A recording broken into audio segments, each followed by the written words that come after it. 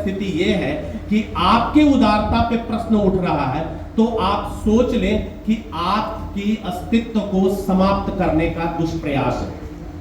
एक दूसरी समस्या, जो सबसे बड़ी समस्या अभी हो रही है हिंदू धर्म में, धर्मांतरण। धर्मांतरण बड़ी तेजी से फैल रहा है, बहुत तेजी से, और इसके पीछे भी हम लोग ही दोषी हैं। हम लोग सारे असंगठित हिंदू, विभक्त हिंदू।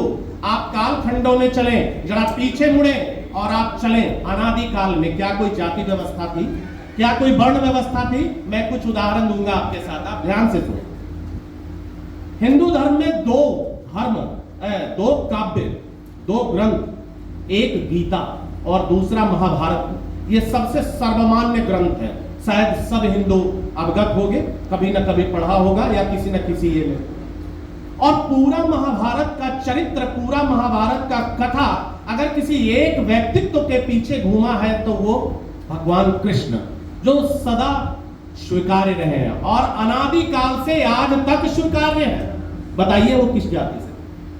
बताइए वो किस जाति से? अगर जाति परंपरा रहती कभी तो क्या? भगवान ने भी ये उदाहरण प्रस्तुत किया कि जाति भेद नहीं है। महात्मा विदुर की चर्चा करना चाहूंगा।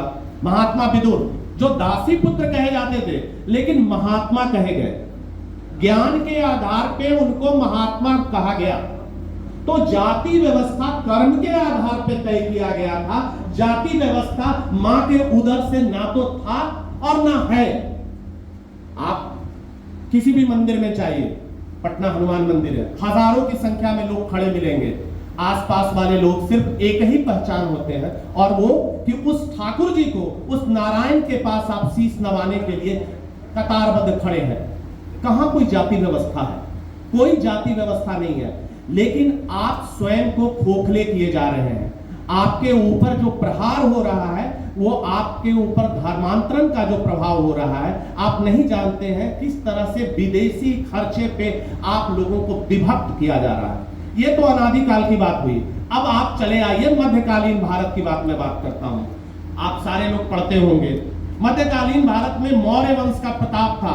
मौर्य वंश, चंद्रगुप्त मौर्य, उसकी सीमाएं, जब भारत की सीमाएं अफगानिस्तान तक लगती थी। और आज कहां है आप? आज अफगानिस्तान तो छोड़ दीजिए, पाकिस्तान खत्म है, बांग्लादेश खत्म है, आप सिमट के किशनगंज पे आ गए, और शायद किशनगंज में भी आप सुरक्षित नहीं है। आप यहां भी सुरक्षित नहीं है। कहने का तात्पर्य है कि आप सभी को संगठित होना होगा।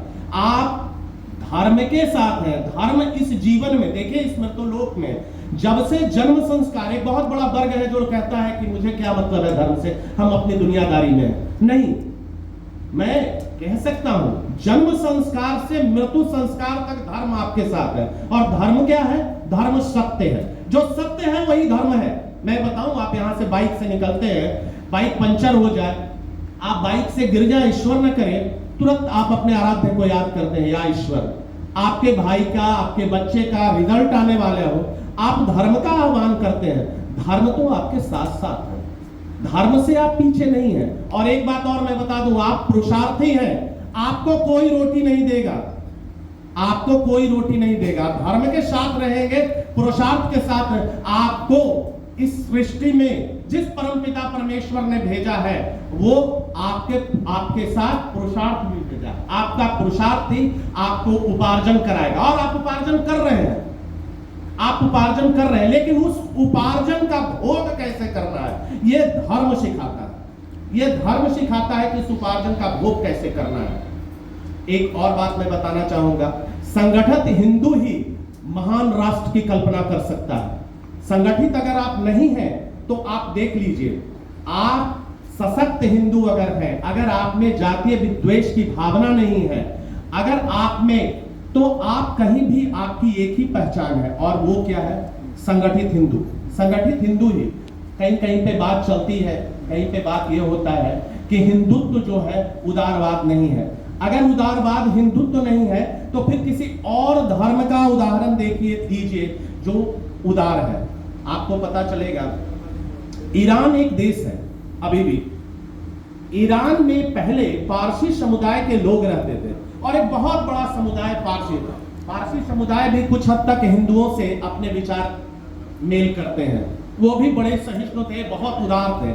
आज स्थिति है कि पारसी वहां से विलुप्त हो गए और बाकी विधर्मी लोग वहां उपलब्ध हो गए।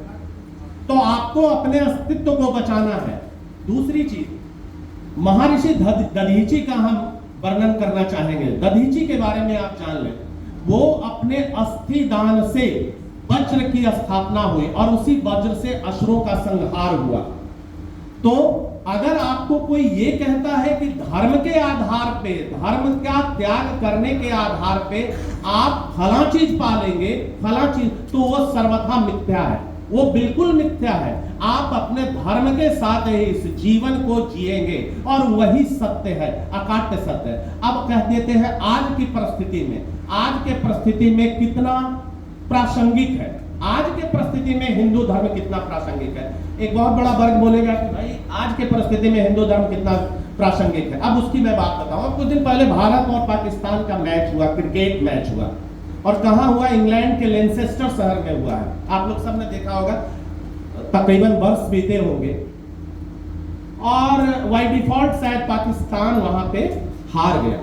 जो वहां रहने वाली हिंदू आबादी थी और जो हिंदू मंदिर थे, क्या प्रहार हुआ? वो समूचे राष्ट्रीय मीडिया जगत में आप न विदेश में सुरक्षित है न यहां सुरक्षित है। अगर आप संगठित नहीं है तो आपको संगठित होना होगा।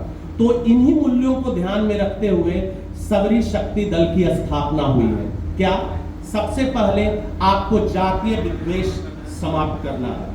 आपको एक लकीर खींचनी होगी। लकीर के इस पार आप रहे या लकीर के उस पार आप रहे, लकीर के इस पार। अगर आपके आराध्य जो मानते हैं वो हिंदू है, जो विधर्मी हिंदू नाम रख के भी आपके आराध्य को आलोचना करता है वो विधर्मी है, वो हिंदू नहीं है। चाहे वो कोई अय्यर ही हो, कोई अय्यर हो, अगर उसका उदाहरण अय्यर है कोई फर्क नहीं पड़ता है कि वो अय्यर हो। और अगर अय्यर रह के राम के अस्तित्व पे, कृष्ण के अस्तित्व पे प्रश्न चिन्ह लगाता है तो वो हिंदू नहीं है। सिर्फ एक सीमाना तय करना होगा, लकीर के इस पार या लकीर के उस पार। आपकी पहचान अगर एक होगी, अगर आप संगठित हैं तो राष्ट्र भी सशक्त बनेगा। आप देख लीजिए राष्ट्र सशक्त कैसे नहीं बन पाएगा। आप असंगठित है। शायद हजारों साल पहले जब आप असंगठित थे तब भी विदेशी आक्रांताओं ने आपको इसी तरह से तोड़ा, इसी तरह से तोड़ के आपको कमजोर बनाया। अन्यथा 5000 घुड़सवार मध्य एशिया से आने के बाद आपके ऊपर इस तरह से हावी नहीं हो जाते कि आपकी हजारों साल प्राचीन मंदिर, सोमनाथ के मंदिर को तहस नहस कर देते, अस्तित्व मिटा देते। अभी कुछ दिन पहले जो है नालंदा